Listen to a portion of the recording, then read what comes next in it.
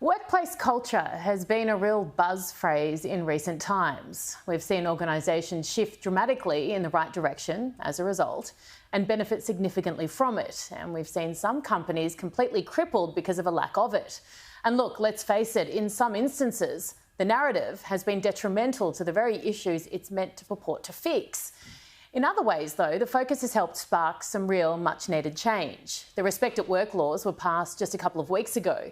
Businesses now have 12 months to get their houses in order. So how, without wasting your time and money on things like morning teas and posters or token gestures, can companies affect real change, especially in a climate where they need to go to great lengths to retain staff? And as we all know, happier staff and a better culture will also help improve the bottom line. Jessica Hickman experienced the worst of workplace bullying and has decided to dedicate her life to lessening the likelihood that it happens to others. Her book, The Upstander Leader, and her website, Bullyology, are out and online now. And she joins me now. Jessica, thank you so much for coming in. What happened to you that changed the course of your life so dramatically? Yeah, so thanks for having this conversation. It was 2013 and I arrived in Australia, and it was my first employment working in a male-dominated construction industry, which was oil and gas. And unfortunately, I suffered extensive workplace bullying, which actually lasted 3.5 years. And ultimately, the more successful I became as a female in that role, leading change, the more my direct manager, my boss, bullied and harassed me, which over time escalated, impacted my physical, emotional and psychological health. And in 2017, I collapsed at work from sustained burnout, where my physical body had had enough.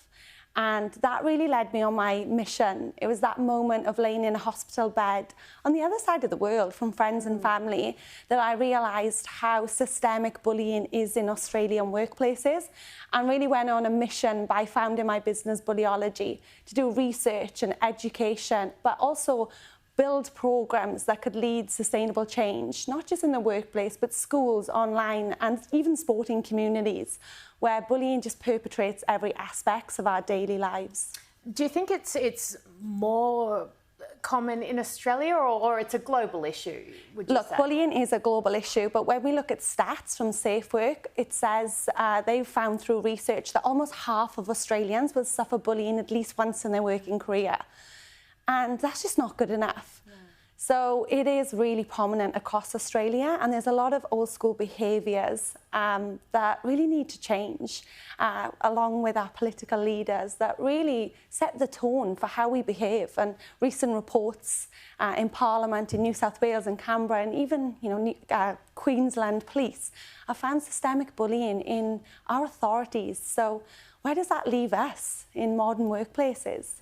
One of the things, and I've heard you speak about this and you speak so passionately about it, is this upstander leader, the person who stands up and who intervenes, and the standard that that you watch and allow to exist is the standard that you accept. Why is it important for people to stand up and speak out if they witness this kind of behaviour? Well, ultimately, that's why I wrote my book, The Upstander Leader, because I realised that unfortunately we are going to have perpetrators of injustice, people that bully and harass others, and targets. But in my own experience, I reported the bullying 32 times to corporate office, and 32 times I was told, toughen up, princess, it's the industry, or you look confident and strong, you're smiling. And ultimately, time and time again, nothing ever got done. And I scanned the room. How could good people allow this to happen so openly? And I realised there was a thing called the bystander effect present, where good people become passive bystanders, and those behaviours become the cultural norm, especially when over time you report them time and time again. And I just couldn't accept that as the status quo. So throughout my work, I realised, what happens if we focus on the upstander effect, building upstander leaders, people who could be cultural change makers? And I realised people fall into the bystander category. And it's easy to do, and you're right. It is good easy people to do. Can do it, and there's no malice in that. Absolutely. And look, I realise that people fall into the bystander category, not because they're bad people, but because they haven't got the skills, the tools, the education or capability to know how to be upstanders. And that's really what I focus on in my work, working with proactive organisations that want to build up standards and change makers, that want to look and lift that rug and look at how is the cultural undertone, and proactive leaders that want to be change makers, that value their reputation and the humans within their business, not just productivity and top line, but really care and nurture for the people that ultimately create the business success. But that then leads to that, doesn't it? You better the workplace culture, your bottom line then should improve as a result of that. Absolutely. And look, we're seeing lots of generational shifts, which is a whole nother conversation. Yeah. But people coming into the workplace now not only value the paycheck, but they value the culture, being respected. And ultimately, they want to work for a company that values them as individuals, where they can be their authentic self. Their leaders are empathetic, and ultimately, they want to be change makers in the workplace. They want to be upstanders. Before I let you go, and I hate not having enough time, I could spend an hour with all of my guests, but tell me, practically, what can people do now if they're in a position that you were in, if they feel like they're in a workplace where they are being bullied? Yeah, ultimately, I built my website, Bullyology, and I've written 2 books now where ultimately people feel isolated and alone. And I encourage them to go to the Bullyology resource, not only look at the programs and education, but ultimately use the free helplines and the resources that have been created to create change.